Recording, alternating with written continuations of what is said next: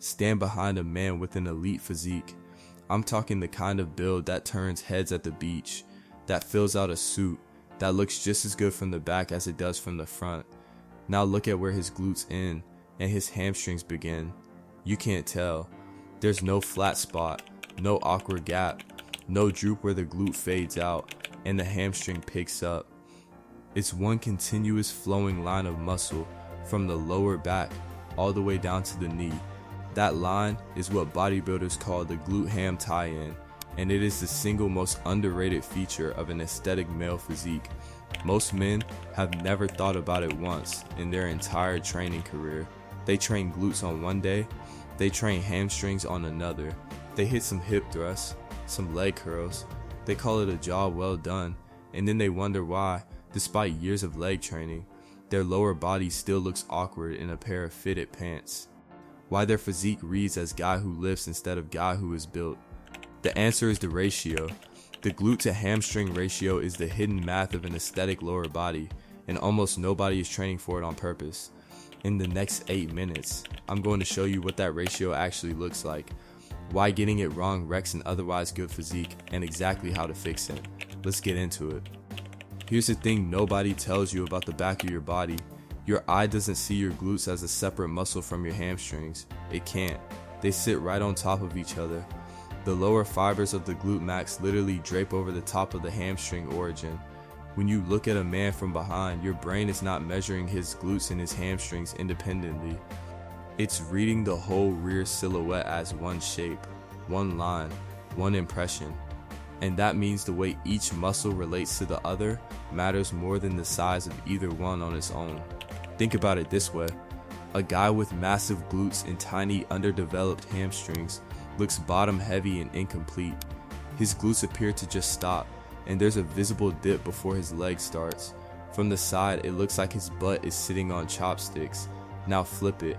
A guy with thick overdeveloped hamstrings and flat untrained glutes looks like he's got tree trunks below the waist and nothing above them. The men with the best physiques in the world have figured out something almost no one in a commercial gym understands. The glute and the hamstring are not two separate muscles you train on 2 separate days. They are 2 halves of the same visual unit, and they have to be developed in proportion to each other. So what is the actual ratio? Here is where it gets interesting. You will not find this number in a textbook. There's no peer-reviewed paper that says for maximum male physique aesthetics, your glute mass must equal 1.6 times your hamstring mass. That research doesn't exist, but if you look at the men who are universally considered to have the best legs in physique history and you study them, the pattern is incredibly consistent. The glutes should appear slightly fuller and rounder than the hamstrings, but only slightly. The top of the glute should round out and create a small but visible shelf. The transition from the bottom of the glute to the top of the hamstring should be smooth, not abrupt. When you put it all together, what you're aiming for is glutes that pop just enough to break the silhouette, hamstrings that match the depth of your quads from the side view, and a tie-in so seamless that the eye travels from your lower back to your knee without ever pausing. That is the ratio. That is what makes the difference between a man who looks like he lifts and a man who looks like he was sculpted. Now here's the problem. The way the average man trains the lower body is mathematically designed to wreck this ratio, and there are 3 specific ways it goes wrong. The first failure mode is the hip thrust trap. Over the last 10 years, the hip thrust has gone from an obscure bodybuilding exercise to the most hyped glute movement on the internet, and it is a genuinely great exercise.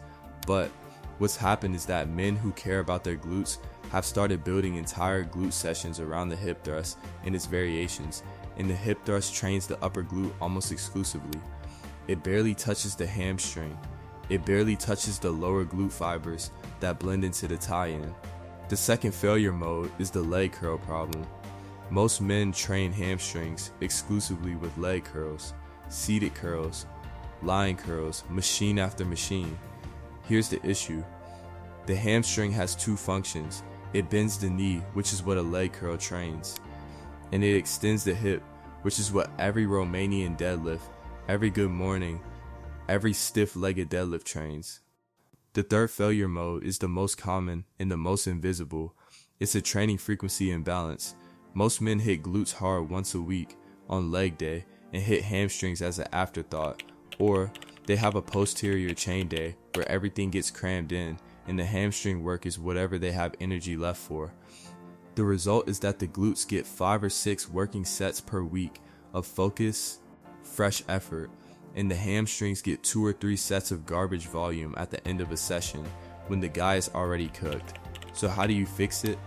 You stop thinking of glutes and hamstrings as separate muscles and start training the posterior chain as a single coordinated system. In practice, that looks like 4 shifts. Shift 1. Build your lower body sessions around hip hinging compound movements first, isolation movements second, Romanian deadlifts, stiff-legged deadlifts, good mornings, single leg Romanian deadlifts. These are the exercises that train the glute and the hamstring simultaneously in the lengthened position where both muscles grow the most, with the line of force that builds a tie-in. Hip thrusts and leg curls have a place, but they come after the hinge work, not before. Shift 2. Match your hamstring volume to your glute volume. Whatever you're doing for glutes, do the equivalent for hamstrings. Same number of working sets per week, same level of effort, same fresh focused energy. If you can only commit to one direct exercise for each, that's fine, but it needs to be 1 for 1, not 3 glute movements and a courtesy set of leg curls at the end. Shift 3. Train the lengthened position on purpose. The proximal hamstring, the part nearest the glute, grows the most when it's loaded in a deep stretch. That means deep Romanian deadlifts where you feel the hamstring pulling at the top of the leg, not the back of the knee. That means seated leg curls instead of lying, because the seated version puts the hamstring in a longer position. That means hyperextensions, where you intentionally round forward to bias the hamstring stretch. This is the work that closes the gap between the 2 muscles and builds the seamless line. Shift 4. Get out of the chair. If you sit for a living, your glutes are chronically inhibited and your hamstrings are chronically tight. That combination guarantees that the glute won't fire well during your training and the hamstring won't lengthen properly when you load it. A few minutes a day of hip flexor stretching and glute activation work is not a luxury. It is the price of admission to actually building the lower body you want. Do those 4 things, and within 6 months, the line on the back of your leg will start to fill in. That's the glute-to-hamstring ratio. That's the hidden math of an aesthetic posterior chain. And now you know what almost nobody in your gym knows. But here's the truth. The ratio between your glutes and your hamstrings is just one piece of the puzzle.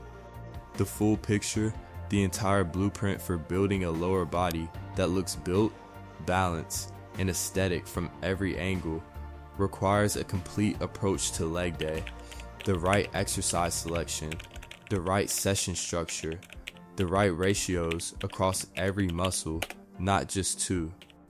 If you want that blueprint, watch the video on screen now. It's called The Complete Leg Day for men who want an aesthetic physique, and it brings everything together. Click it and let's keep building. See you in the next one.